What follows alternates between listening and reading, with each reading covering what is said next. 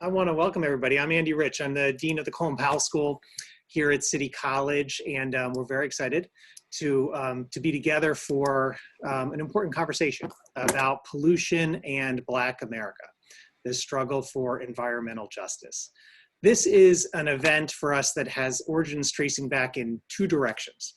The first is our Climate Policy Fellows program. A year ago, we launched a new fellows program at the Colin Powell School designed to prepare our students from diverse backgrounds to be leaders in the climate policy space and to diversify those spaces in the process.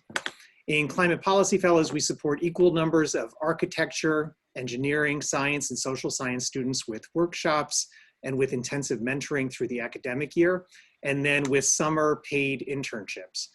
With national and with New York City-based environmental and climate policy organizations.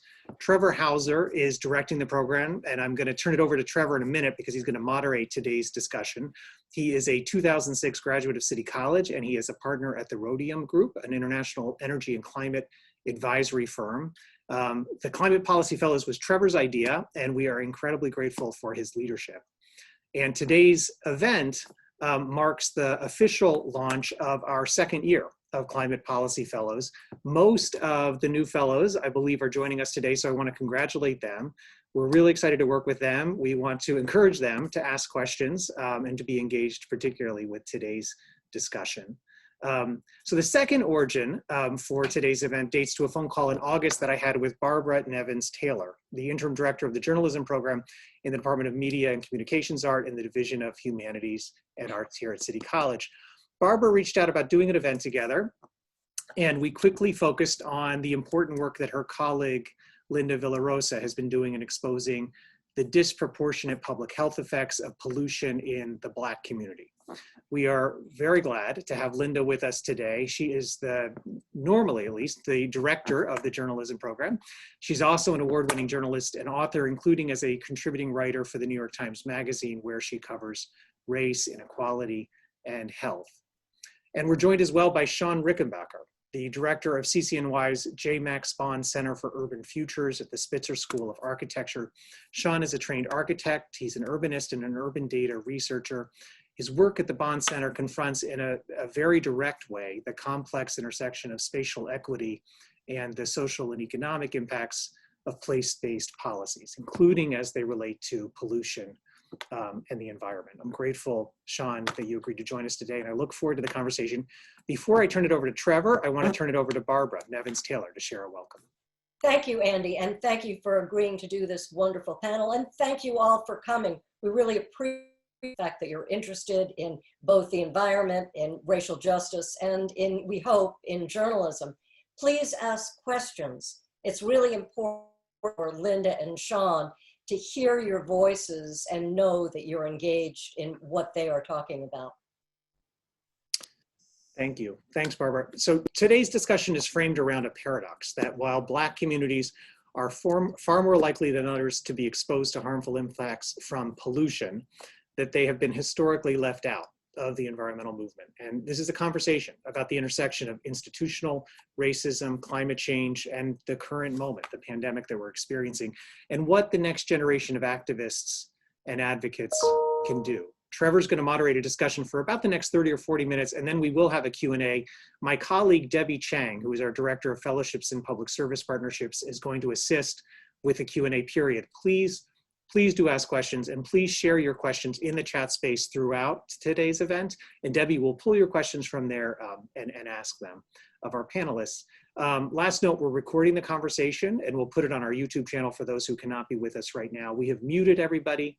And with that, let me turn it over to Trevor and to Linda and to Shawn. Thanks a lot. Thanks, Andy. Thanks, Barbara. It's a pleasure to be here today and an honor to be moderating this panel and with our speakers, Linda and Shawn Rickenbacker. To set the stage a little bit, based on data that we have from the Environmental Protection Agency, compared to white Americans, Black Americans in the US have an 80% higher proximity to waste processing facilities, 50% higher facilities that use extremely hazardous substances, 46% more exposed to diesel particulate matter emissions, and 22% more exposed to air toxic hazards. And as Andy said, despite that disproportionate impact, our environmental organizations, both nonprofits and politicians, trend white and wealthy and are underrepresented by the communities most impacted by the environmental issues that they're addressed.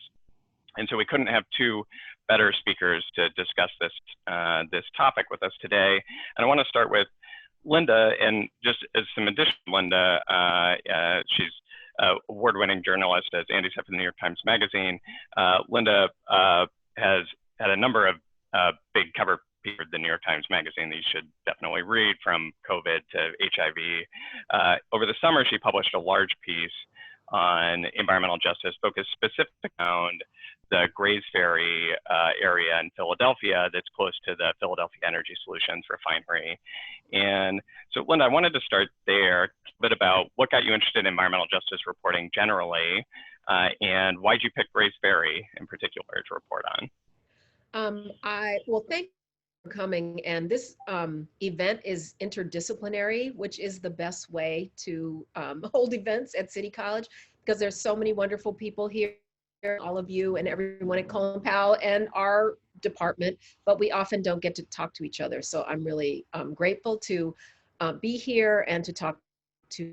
I am from a really beautiful place, Colorado, in Denver, and we're the Mile High City, and they always bad. When I was growing up, because of sort of like the mountains, the thin air, there was like a pocket of smog that I always grew up with, and I was interested in that from early on. And so I got interested in, I didn't call it environmental justice, I called it ecology. And I'm still, really fascinated with that. And, it's complicated. Because my work covers the issue of race inequality in public health, that's my jam. So this story was really perfect for me. It started as a piece about asthma and children. And so my editor said, you can go anywhere in the country and cover this. And my instinct was to go to the South, but I started looked at the big cities that had the worst air pollution, and they were the ones that were where people went for the Great Migration. So where people, Blacks from the South, the last century, came up south to these big cities, and they were often the most polluted. And out that, they're extremely high rates of asthma, and Black children are more likely to have asthma, but 10 times more likely to die of it. So I was this program, and I mean, these people, I'm sure they're mad at me because I followed them for 6 months. I went to these people's houses, and it was specifically about the Children's Hospital of Philadelphia has a program where sort of community health workers work with parents whose children have asthma to lower asthma. So, I mean, I was really looking closely at this program. And then after a while, I started looking at the activism around PES, because the biggest asthma was the one that wasn't being discussed, and that was the giant refinery, which is the largest refinery on the East Coast. So I switched my focus from children and asthma and looking at individual parent behavior to lower it, to looking at structural racism, really is what it is. How refinery, and how did these people, this community of people who many of them had been at a housing project and then owned their own homes, end up in this community, this Black community that was so close to this polluting refinery. So that was my central question, and that's how I, in a very roundabout way, ended up in Grays Ferry. For those who don't know it, can you give just a brief overview of what happened with the environmental justice advocates there, and any lessons learned that environmental justice advocates in other parts of the country could take from what happened in Philadelphia? So the Grays Ferry community it's a mixed community now. There's some gentrification going on, and it's in South Philadelphia. South Philadelphia back in the 30s was, so that meant, and partially because of its proximity to the refinery. The refinery has been in place since the end of the Civil War. one of the oldest refineries in the country and the largest on the East Coast. So it's big, it's been polluting for a long time, both the air, the land, and the water. And then in the 1930s, right after, when the community got redlined, then after that, the city put public housing there. And it was mostly Black in the public housing. So that meant they were in such close proximity to this pollution. And Trevor, the statistics are a tad, just slightly different from what I have, but I have that 75% African Americans are 75% more likely to live near a facility than white people. So I'm like, why did they put this here? Why did public housing there? And then if the people were able to claw their way out of the public housing, they couldn't go that far because of racism in lending, because of more, unfair mortgage practices and housing segregation. So they ended up close to the public housing, buying homes. Now their bodies start to be affected by the pollution. And asthma was just the tip of the iceberg, but adult asthma wasn't sort of as compelling. The large number of people who had cancer in that community. But the activism was also compelling to me.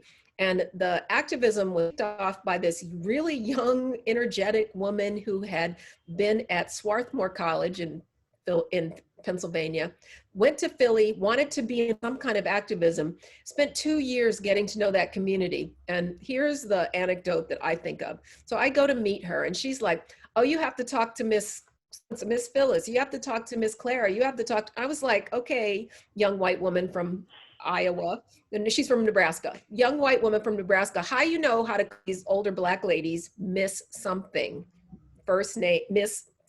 And she said, I've been going to church with them. I have been hanging out with them. I go to, in the park. So she put in the work to get to know the people in the community. So when she was starting to organize activists, and many people older folks had not been active in the environmental movement, or sometimes any movement, because they were just about survival. But she gathered them together. But then the part that I liked is she stepped back so that they became the leaders of this movement. They are the people who were for years and years and couldn't move, the most affected. They're the ones who spoke, she spoke sometimes, but they spoke. And then the movement was racial and multi-generational. And that was the best place to be. And, the older people were like, I'm not getting arrested. I am not getting arrested. And the young people were like, I wouldn't put those plastic ties on my hands. And so that's what was most exciting to me, is to see that activism and to see these saying, we have the right to breathe. So let's pause on that point for a second. Actually, it's a good place to bring in Shawn. So you mentioned what role that redlining and zoning policy played in determining the disproportionate impact of environmental outcomes in Philadelphia. Rickenbacker is a well-known architect, leading thinker on urban design and future, and as Andy said, director of the Bond Center for the Urban Futures City. Shawn, can you talk about what Linda's describing in Philadelphia? How prevalent is that in New York City and in other places? Can you talk about the role that zoning policy and lending policy have in shaping environmental racism? Sure, I'd be happy. First off, I just want to thank everyone, Andy and Linda and yourself, Trevor, and Barbara and Deborah for organizing this, and really super excited to be here and have this discussion. Yeah, regarding the question here in New York City, clearly there's a long, long history throughout this country, not just here in New York as well, of how redlining played out in terms of creating land value and land use patterns that were steeped in the premise of racism, systemic racism, and also preventing people from also participating in an economic sort of sector of the country. So here in New York, there's numerous examples, but there's one that is fairly recent, right in the backyard of City College's campus, which is the North River Wastewater Treatment Plant. 1962, I believe, city planners had originally designated a treatment plant along the Hudson River that was supposed to be located on 72nd Street in the Hudson River. And due to some technical problems and engineering problems, as well as you can imagine, a fair amount of community resistance, that site was later rejected.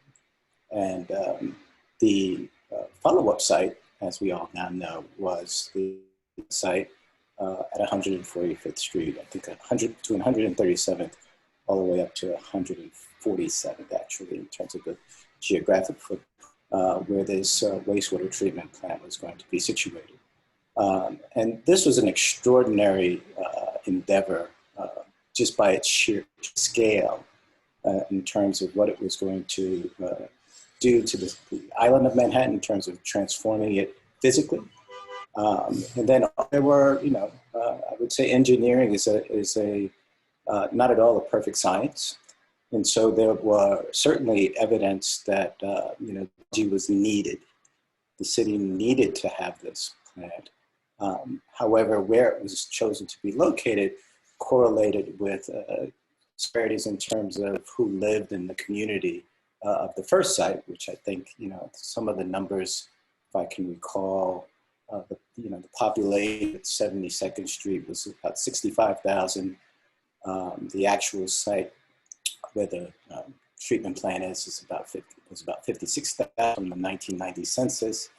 The racial makeup, 84% of the population at the 72nd Street site was white, 8% black. And if you compare that to the actual site, 60% of that site was black, 15, and then percentages of Asian, Latinx, and Pacific Islander making up the rest. The disparities in household income, the 72nd Street site, about $120,000 a year, again, 1990 census, and then the actual site, $26,000 per year. So, you can begin to see the pattern that, again, existed historically, targeting areas where there have been minority populations and those of low income. Interestingly enough, as it planned and completed, I think 10 years late. It was planned for 1970. It wasn't actually completed in the 90s, late 80s and 90s. And when it opened, there's tons of information about the taints and odors that were spewing from the treatment plant. And this was supposed to be, represent the best in terms of New York City's engineering and planning community, whereby they had planned a park on top of wastewater treatment plant. And so this became known as, Riverbank Park, Riverbank State Park. So it was really a combination between city and state effort. And this is where we started to see the ramifications of this kind of planning firsthand. The results were obvious. So in some instances, pollution is known to be quite insidious because you can't see it. You don't always smell it. It's sort of embedded in your environment. In this case, it became readily apparent that there was a problem. So for years and years, Community Board 9 and people like orgs like REACT have been working very hard to make their case about the damage that this particular facility was wreaking on the community. And so, this is what we're beginning to see because we now have data that, as Linda has discovered, the fact that the pollutants that are being emitted from these facilities and others are now having extremely damaging effects, long-term and both short-term, on these communities. And so, that's just one example. Asthma Alley in the Bronx, where I'm from, is another example where it has the highest asthma in the country. And a recent study also indicates that there's a strong correlation between that particularly, and COVID-19 deaths. And that is because once you have a respiratory issue, COVID-19, we now know, clearly capitalizes on that condition.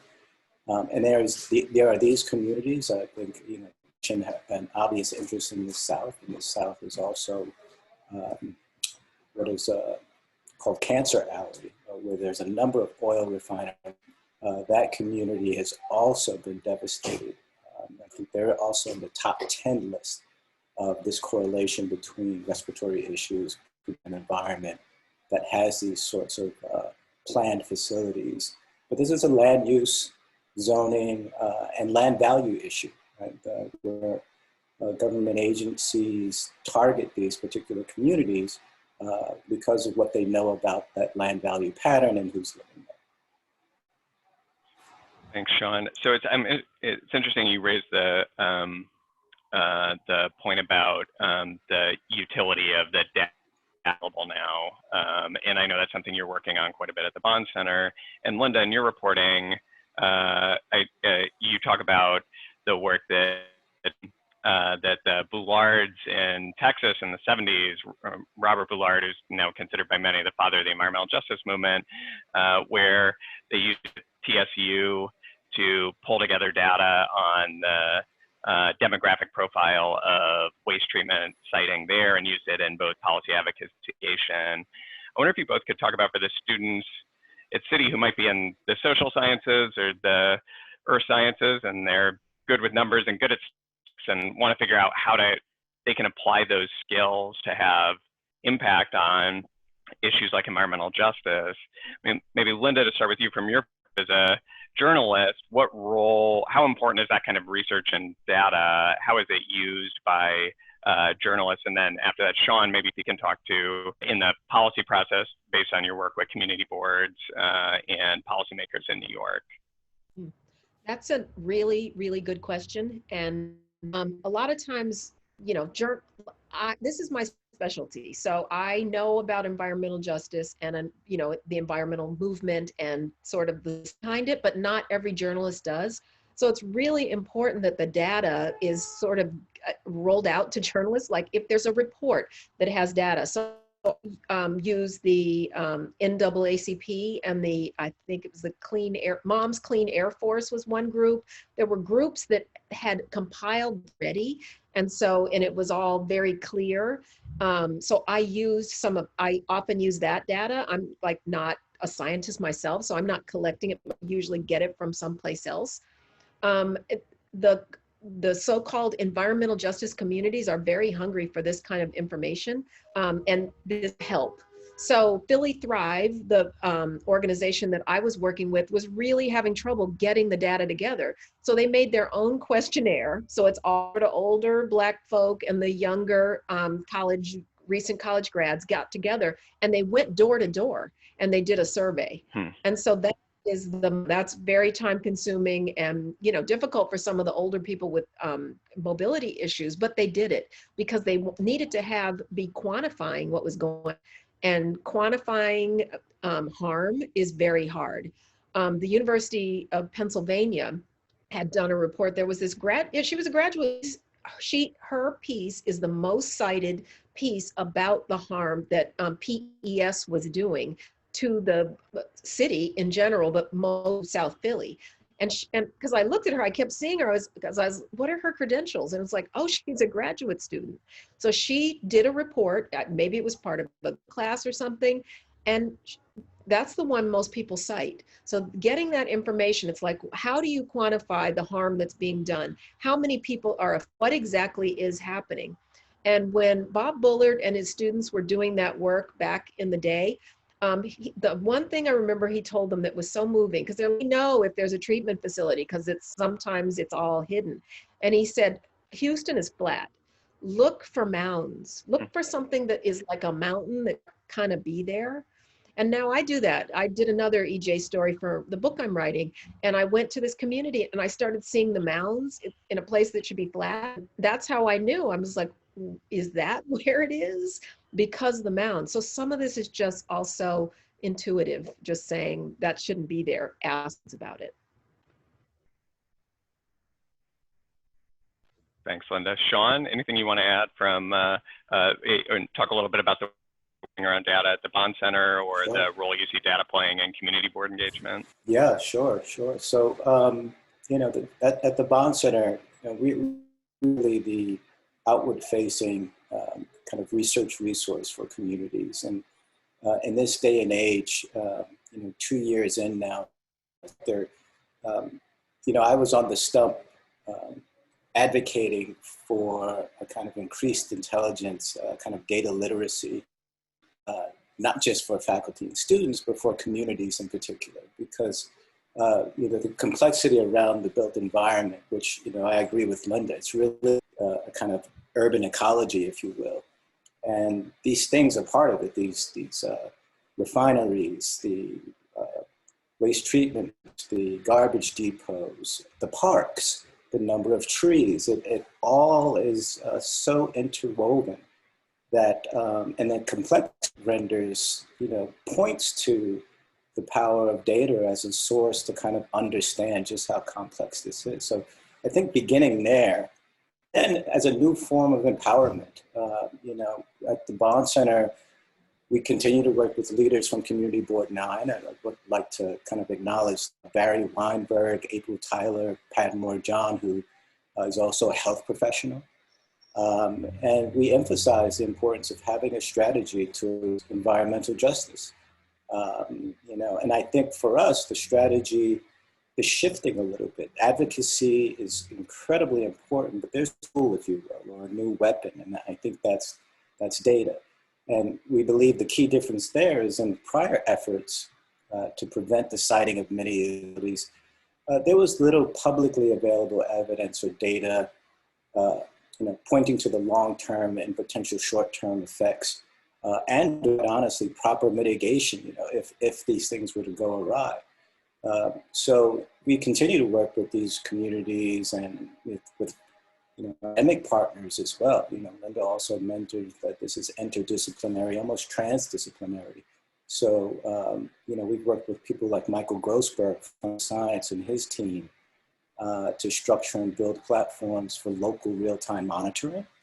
So building applications that we can get into the hands of the community where they can monitor themselves, and then also pointing them in the direction of where they can get publicly available data. And, we think of it as democratizing data, right? A kind of justice advocacy whereby the community has the proper tools with a little bit of training to self-monitor, report, and make an evidence-based case to elected officials towards, hopefully future and better policymaking. That's great. Thanks, Shawn. I see that people are starting to put questions in the chat. Please do so, and Debbie will be curating questions when we get to the Q&A session of the panel. So go ahead and add any questions you have for either Linda or Shawn to the chat. On that interdisciplinary point, Linda, we were talking before the session about how the journalism is interested in getting more social sciences majors to take a journalism minor. And I would say, as in the same way that it's important, and you were talking about for to have access to good data, it's important for social science researchers to understand how journalists will want to use it. And so I'd encourage any of the Colin Powell, the Climate Policy Fellows, or other folks in the social sciences program who want to explore a journalism minor with Linda and Barbara to take a look at that. Linda, back to you. In your reporting on Philadelphia and more broadly, how white and wealthy the environmental movement has been historically, can you talk a little bit about how that impacts policy outcomes, and you have seen any changes over the past few months in response to the killings of George Floyd and Breonna Taylor and others? Do you think that there's any encouraging signs on diversification in large environmental organizations or government entities doing environmental policy? Yes, I think there is positive movement. And, I hate that we have to have this reckoning right now. And this George Floyd, Breonna Taylor, all this stuff is very difficult, hard to believe and keep seeing over and over. But I think of what George Floyd said when he was dying, knee on his neck, and he said, "I can't breathe." So you can't breathe if you were the target of violence by the police. You can't breathe if you have COVID. It's of the lungs. And you can't breathe if you are living in a place where the air is polluted. And Shawn was mentioning this, is there is a clear intersection between COVID-19 and poor COVID-19 outcomes and pollution. And the research is about Cancer Alley. It was in Louisiana. It was when I was finishing my piece about COVID, I saw this study out of Harvard, and it said if you're breathing pollutant, you're simply going to have a worse COVID outcome. So all this is intersecting all of these things right now. So now is the time to really change. I had already been seeing some change because I'm so slow. It took me like 1.5 years to work on the refinery next door story, and had seen a little bit of diversity at some of the, the big environmental organizations, but not a ton. I went to Al Gore's Just Climate Reality Conference. It was maybe 2,000 people. I could count the people of color on one hand. But still, there was talk of it. There was action of environmental justice. Bob Bullard was there talking about the Black-led movement. And so that was important. And it's important right now because climate change and climate justice affects the very people that I wrote about. It affects people of color and the poor.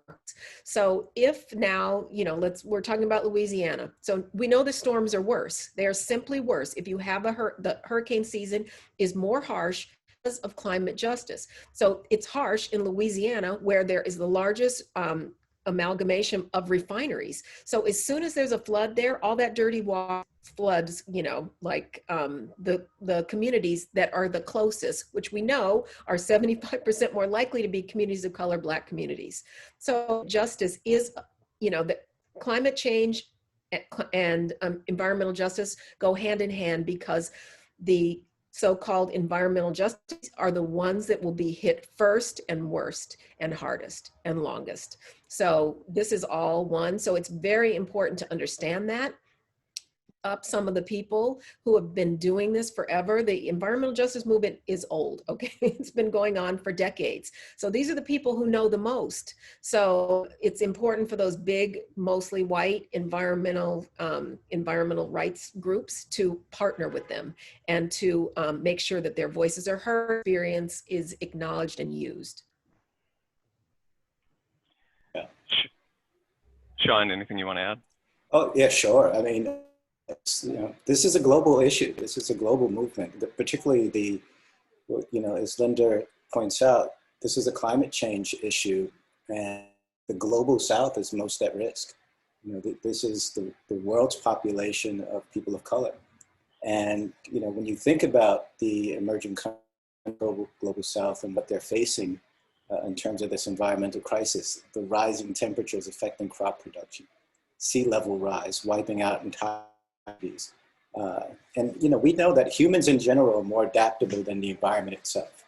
So when we see the glaciers, increasing frequency of fires in the West, the sea level changes, those things are not going to return or recover. Once these events take place, climate scientists pretty much agree that there's no correction in sight. There's only human behavioral change that can slow the process.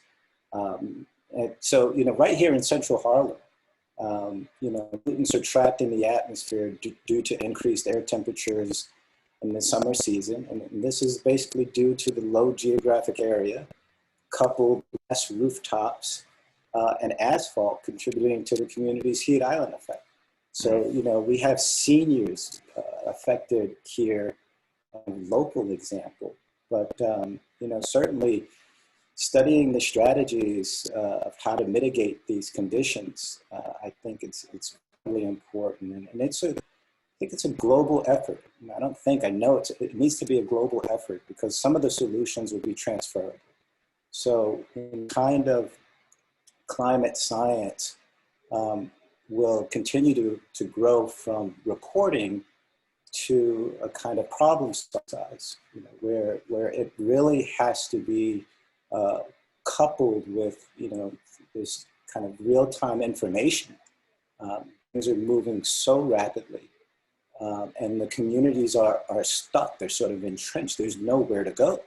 When you think about sea level rise, you can go inland and vertical, but those realities are not the case. So we're really talking about, potentially massive loss of, whether it be from, water or air or, all of the other catastrophes that we're seeing unfold. So speaking of the global South, we are lucky enough to be working on a project through the Bond Center in Ghana. And being right on the coast, one of the sites that we're looking at. And we're working very hard with a diverse team, including economists and scientists, to strategies that mitigate these known conditions. We know they're coming. So we're, as a design team, we're planning for them. And so you introduce concepts like zero waste, net energy exporting, a circular economy, and a real sort of regional group infrastructure, if you will, that could hopefully, again, not solve, but mitigate some of the realities that we know we're going to be living with in the future. Great. Well, so that's probably a good place to open it up to questions. So Debbie, you want to facilitate the questions in the chat? Sure. So there are a couple questions around gentrification. One question remarks that, it seems that residents who have been displaced due to gentrification often experience quality of life because they're forced to move to areas with worse air quality. So what kind of studies have been done linking gentrification and air quality, specific regional or national scale? And just to build on that, what further work do you think needs to be done, whether in the research or policy or advocacy spaces? About gentrification, kind of linking gentrification and air quality. The second question related to that is, in communities that were once predominantly Black in Harlem, Bronx, and Brooklyn, is the question around moving the facilities, these toxic facilities, due to gentrification? Well, I could speak to a couple of cases here in New York. So the community of Greenpoint, Brooklyn, had a number of years incredibly high rates of cancer due to industries dumping toxins into the ground. And in the 70s and 80s, as started to a very slow but persistent interest in development because of land and proximity to Manhattan, developers were out there scouring the area for potential project sites.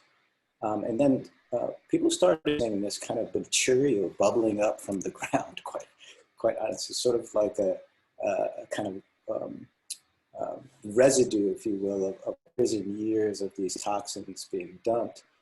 And that clearly connected to the high rate of cancer coming from Greenpoint. But again, Greenpoint's proximity to Manhattan, that didn't deter the development interests. And what that produced was a kind of advocacy amongst developers to push the city for an aggressive cleanup plan. And so you started to see that the EPA got, the local administrations got involved, and they supported financially a kind of cleanup strategy. And a lot of the largest sites, there was a kind of procedure, there were checks and balances to ensure that the future investments of that community were protected. So, and the previous population that lived there were being forced out because of the rising rents. So this, to the person who asked the question, they're identifying a correlation between capital investments and cleanup. I live in Brooklyn. The Gowanus Canal is undergoing a federal cleanup after years and years of populations and residents asking and demanding it. And interestingly enough, as soon as that happened, came rezoning, came massive development interest. And so we see a pattern. And I think the person who asked the question is also saying, or at least suspecting, that there is a pattern that, you know, interestingly enough, tellers that support cleanup don't necessarily benefit the people who were originally living there, and particularly the Black and brown communities that had to live in. Thank you, Shawn. Linda, did you want to add anything to that? No, but now I'm like, Shawn, we must be neighbors because I live near the Guanas Canal. Yes, so I'm just, yeah, very good point. I really like what you said.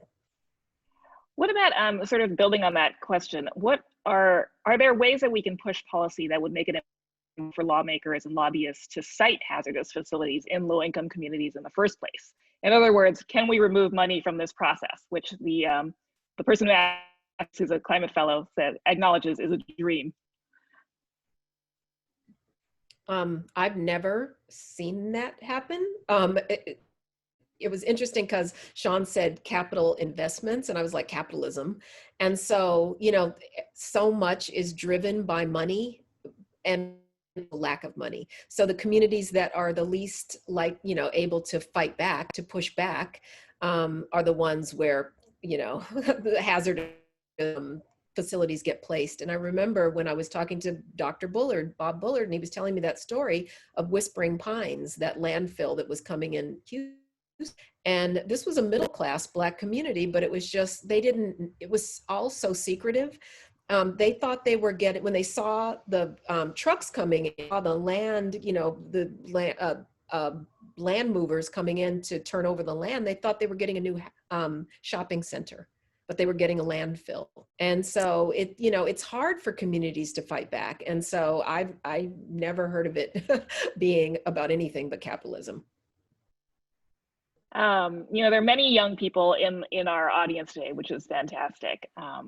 Rahaf asks, or he expresses his frustration with seeing that many parts are still in denial about climate change. And this is particularly frustrating for young people.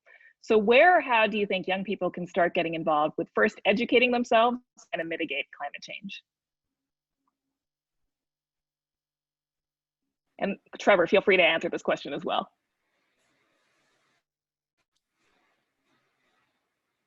Trevor, you're on mute. Oh yeah, Shawn, why don't you go ahead and start? Oh, okay, sure. Well, regarding this next generation, I mean, I think there perhaps is a newfound appreciation in their generation for creative thinking and problem solving. You know, less is there a kind of interest in methodological procedures with known outcomes, right? These are thorny problems where even the outcomes are risky, even if you're looking to solve the problem. And so, you know, this is uniquely well suited, I think, to address problems and issues surrounding environmental justice and climate change. I mean, we firmly think that we're in a new era where the vast amounts of information that we now have that we simply didn't have 10, 15 years ago. And, you know, and this is represented in data, of course.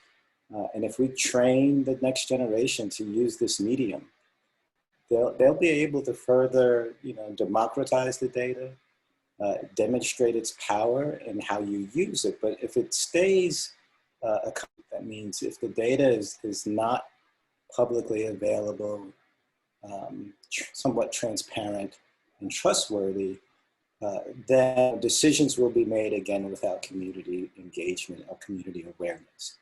And that's where I hope the next generation, you know, fights and takes to make sure that this incredibly valuable future resource, that data, is available for all people to benefit from, not just the current power structure or the kind of capital enterprises, but certainly, you know, right to the level of the average citizen who might acquire a bit more literacy, and the students and future graduates who, you know, provide the skills and resources, educate those citizens so that we have a more informed society and we can all make better choices.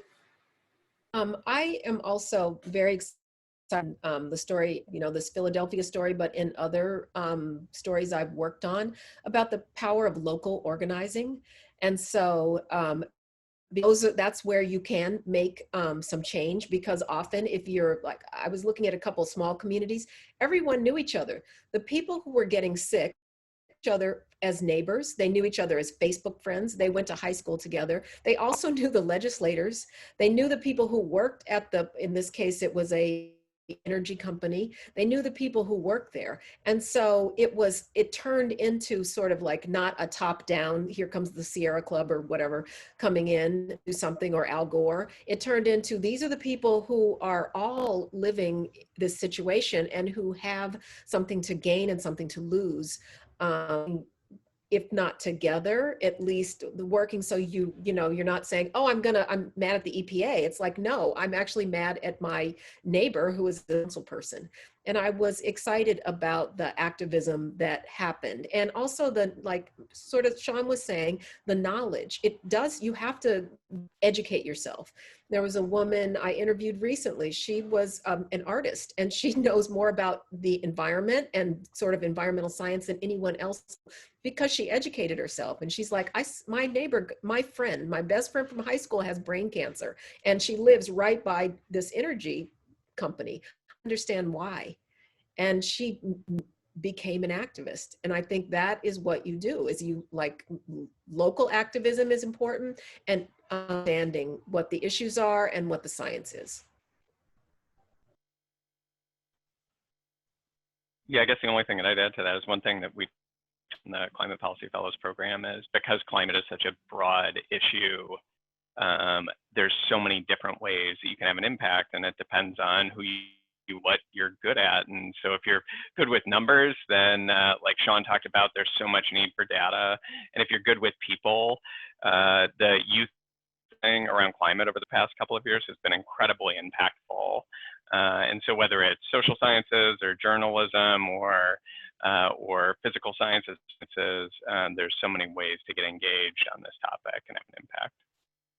And I'm going to make a plug here for, if anyone here is not already a climate fellow, you should definitely for the next year's cycle.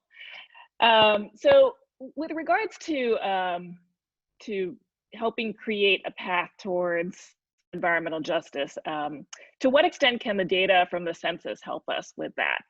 And in addition, how can we successfully in environmental justice in cities without subjecting existing communities to the sometimes inevitable price increases associated with improving the quality of an area? Oh my gosh, smart people. Who are you? I love this conversation. Well, the census helps you know who lives where. And so, it's so critical that we, make sure that the census happens the way it should. And some of it's, feels like it's out of our control. But journalists, I use census data all the time. It's sometimes complicated. Sometimes I need help with it, because the census data is so good, and it's so, it digs in. There's a lot of government data around who is sick, who has what. When I reported on COVID, I used a lot of census data to say, what was the demographics of the community that I see has the highest rates of testing or the most essential workers or something like that. So census data is super important in this, as well as other kind of data. I'm kind of loving that this conversation is so much about data. And I'll let someone else talk about gentrification, which is also interesting dilemma. Shawn, do you want to field the question about how can and advocates improve environmental outcomes in communities and not have that just trigger a wave of gentrification in that community? Yeah, that's a really great. I think we have to uncouple, if possible, incentivizing development around this idea of cleaner environments versus those that suffer from air pollution. And so I think, if we can foster, particularly using the census, which tells us who we are and where we're living, And again, using the information and the data and the science to connect where there are these problems. And the me, which is hard to communicate to vast audiences, but I'll try here, is that there's a corresponding enormous national savings if our population does not get sick, if we don't make each other sick. And the fight for healthcare becomes an easier one when we are all simply generally healthier. Now, if we calculate what the investment is, if people don't have to go to the hospital, if children don't have asthma, many other researchers have made correlation between the GDP and pollution. Like it affects us in the most basic ways, like what we can produce and how much value that production is impacted by pollution. So I think making that message loud and clear, this is not, mediation and planning should not be thought of as an opportunity for the few and the wealthy to then move in and take advantage of better circumstances.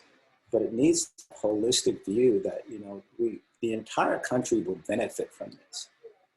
And so, that needs to be the message, so that once we finally get into policy making, we have a more holistic understanding of the impact. And we use the term because it's often associated with a type of economics, but it's a trickle down. That if we get it right at the highest level, everyone can.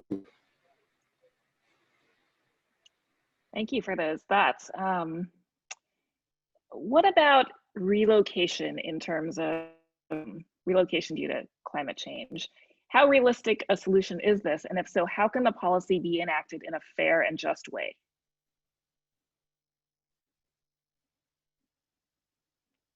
Shawn, did you want to add to that? I'm just stunned at the clear and concise and powerful these questions are. We've seen this happen in New Orleans, right? And then, not oddly enough, but as the circumstances would have it, years after Katrina comes Harvey, and so much of New Orleans moved to Houston. And so, none of this was, I think, there was very little support for populations to move. That is I think it's a political agenda that has to be put on the table. That how do you populations in lieu of the impending effects of climate change? It's a discussion that's happening in New Orleans. They look to insurance companies for the answer. I don't think that's the proper way to go. But I do think, again, this is one of those issues where creative minds and problem solving need to come together to put forth, legitimate plans, because it's coming.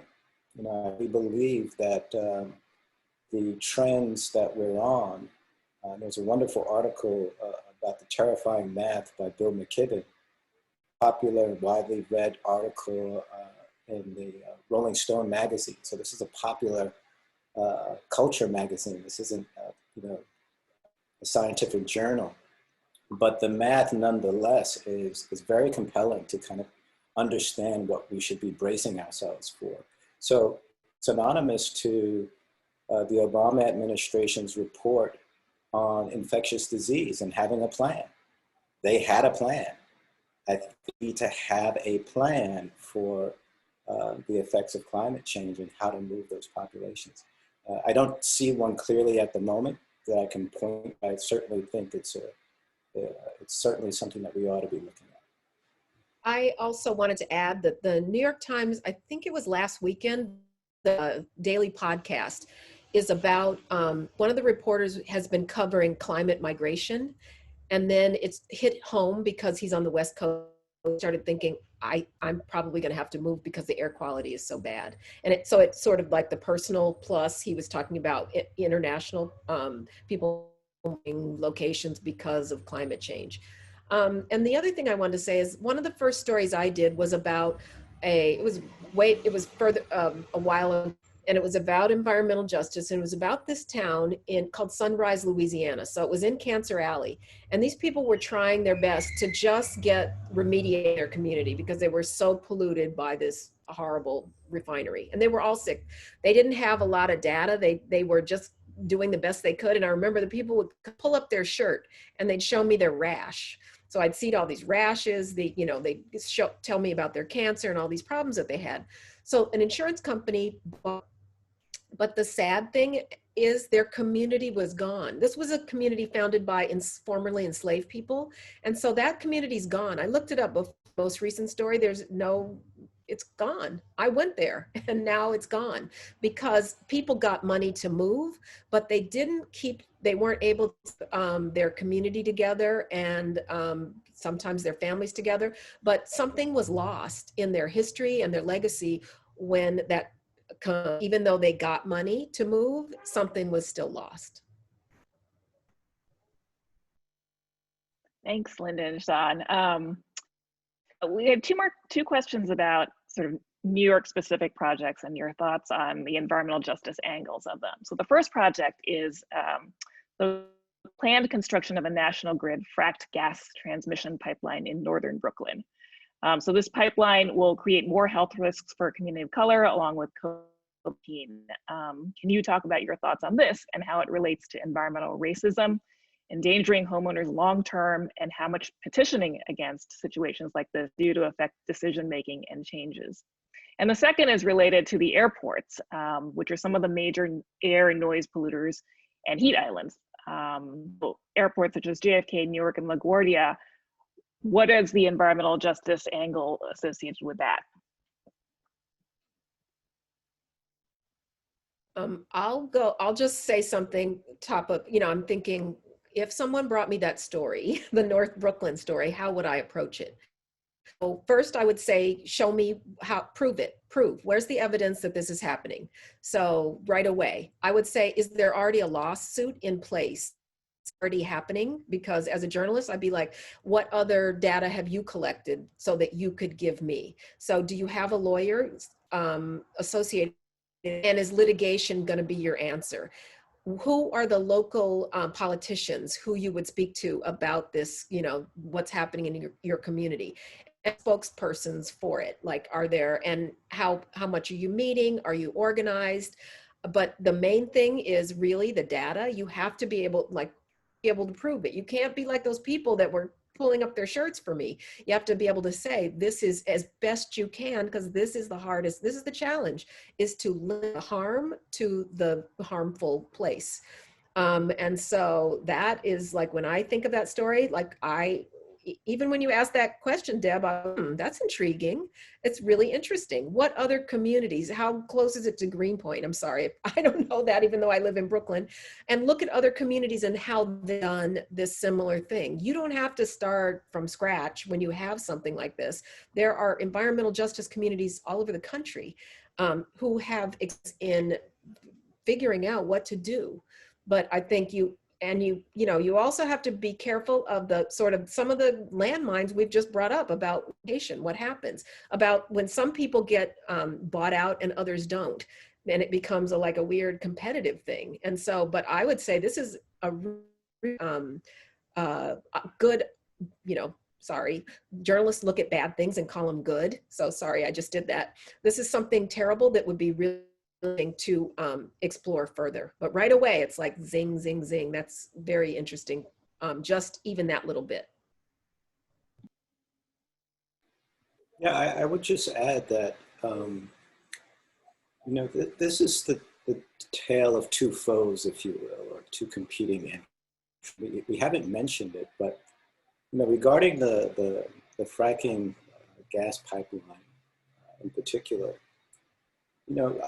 I think of things in terms of, what would be the alternative? Clearly, as the city grows, its appetite and need for more energy grows as well. And I still stand by that density in our cities is a positive thing, and that it certainly contributes to solving the climate change problem, preventing sprawl and taking cars off the road, et cetera, et cetera. But the energy need is a real one. So I'd be interested to know what kind of energy can be attributed, what's the volume, if you will, of energy that can be gathered from this, this pipeline versus clean and renewable energies, right? Like, we need as citizens to lobby for, things like solar, things like tidal wave energy, wind farms, et cetera, to kind of compete in an industry that is so adamant about what it thinks we need and want. Yes, we all have energy needs and desires, but we're now at a point where our voices collectively need to argue for the better alternative. And so I suggest that, along with what Linda is describing, that a comparative analysis of the benefits or what it would take to meet what it is they think they're offering and meet it using a cleaner model, right? Or a series of cleaner models to arrive at that. And, to me, that is one of the beauties of problem solving. To me, an incredibly interesting project. I think it requires journalists, it requires engineers, architects, scientists, health professionals. It's a fabulous opportunity to destabilize, which is effectively a kind of de facto pattern of, well, we need energy, so guess what we ask. No, we should pause for a moment. These incredible minds need to be given the opportunity, if they haven't already assembled, propose a legitimate alternative. The science and the science is here. The technology is here. It's now sort of competing with those historic industries in the fossil fuel industry to say, I think we win this time. I think we have a solution, more affordable, better job creation, more equitable, and more just. Yeah, so along those lines, New York passed a climate act. It's called the Climate Leadership and Community Protection Act, which explicitly has policies in place that address environmental justice and clean energy. So I wonder if any of the three of you can talk about, how you would evaluate the proposed plans addressing these issues in New York under this act. I'm just going to say something real quick about this and then turn it over. How much resources are tied to that? Because, we see that I always look at things that have good names and think, that's a good name. But how much, what are the resources behind? How are you going to make climate leadership happen? So that would be the first, red say, is your money where your mouth is, so to speak. Yeah, I mean, similarly, I'm familiar, all they passed, I think you're talking about the recent legislation that got heralded as one of the most aggressive in the nation. But unfortunately, the cover, it only addresses greenhouse gases, not combustion-related pollutants. And that's also similar to, the local law, New York City Law 97. That again, only doesn't regulate local air pollution from refineries. And so, there's still a ways to go.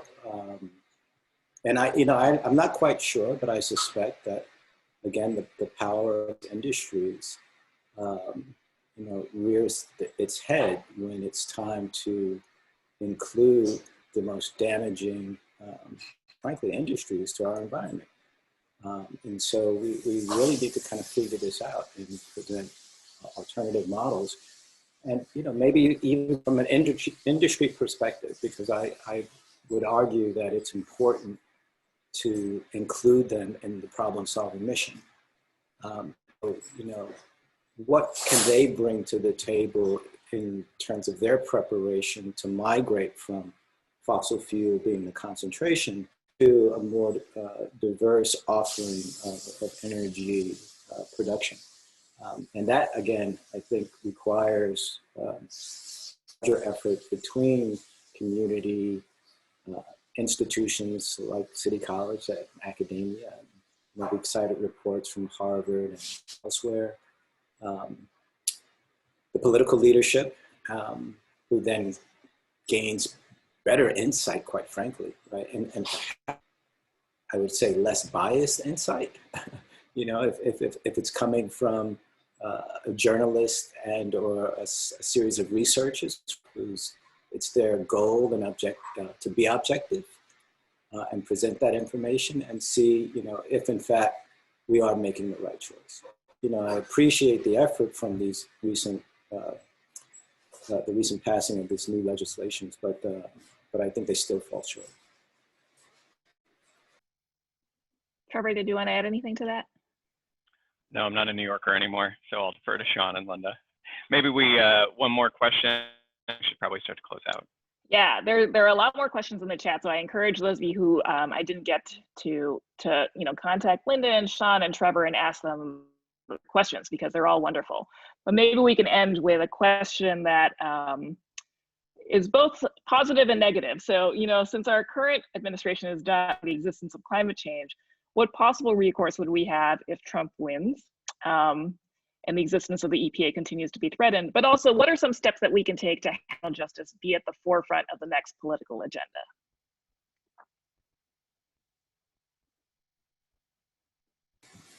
I'll say, you know, read Linda's work because there's so much there, right?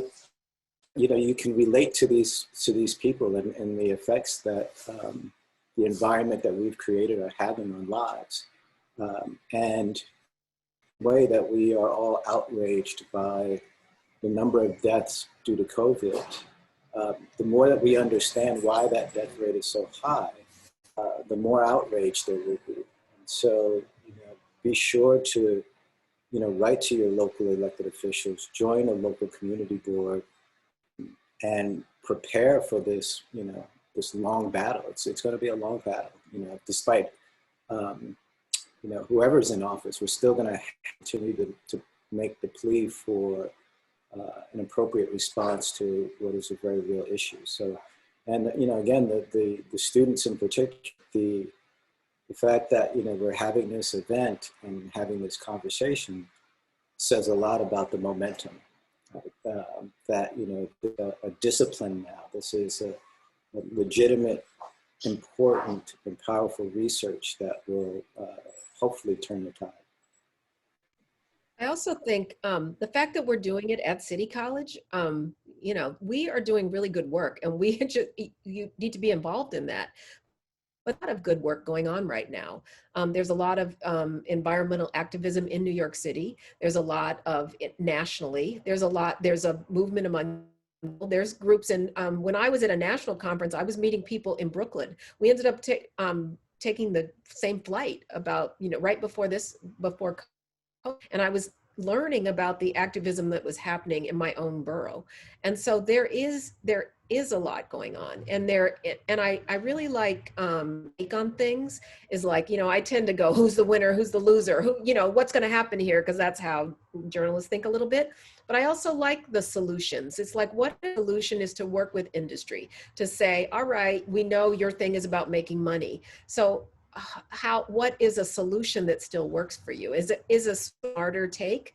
But I think it's that plus the anger. Anger's fine and justified and matters. And so, you know, it's sort of like together, and it does depend on what you're interested in. I'm just interested in reporting on things and uncovering things, like many of the people that I know and work with are. But, you know, certainly, you know, I love scientists and I listen to them. I listen to activists who are mad. I like politicians who can make policy. It's all about native effort. And I hope that in my work, what I try to show is, you know, that there are solutions. There are people on the ground, some of them who aren't even that, who got mad and made a difference. And so you know, like, you matter, and the work you do matters. And, you know, your passion, thank you for being here, is important and future facing. So thank you for all that you do, and please be involved in the work we're doing here. pretty great place to close. And thank you so much, Linda and Shawn, for your time and all the incredible work you do at City College and beyond. Thanks to for facilitating the Q&A. And thank you so much to you all, almost 200 participants for this session, which is really fantastic. And thank you for questions and the investment that you all are making with your time and careers and helping to address this critical issue. Andy, turn it back over to you. Well, thank you. I don't have much to say except, again, I want to add my thanks. Thank you, Linda. Thank you, Shawn, Trevor, Debbie. Thank you, Barbara, for coming up with the idea of doing this and for co-hosting it with us. And honestly, just outstanding questions and a really good discussion. Please get involved wherever you are, but particularly here at City College. And for students, if you haven't heard about Climate Policy Fellows, check it out. Debbie Chang on campus is the point of contact, and Trevor is its director. We've had a number of folks ask whether we'll be posting this. We did record it, and we will post it probably by the end of today, but for sure by tomorrow. And we'll share the link with everybody who RSVP'd. Last thing I'll say, just this is the first actually for us of a whole series of fall events, some on this subject and some on other subjects. I hope you will join us for future ones. We have 2 next week. One of them on Thursday, October 8th at 4:30 is our annual Sternberg Family Lecture, and it's with Eric Liu, and it's about the American idea. And it's about this moment we're in our politics right now, related to the national elections and what citizenship looks like for those who are interested in being active in the ongoing story of this country. He's a great speaker. I hope you'll join us. When I share the link for this event, I'll share you some information for that and other events we're doing. But again, most of all, thank you all for being here. Thank you, Linda, Shawn, Trevor, Barbara, Debbie. Have a good afternoon. Take care.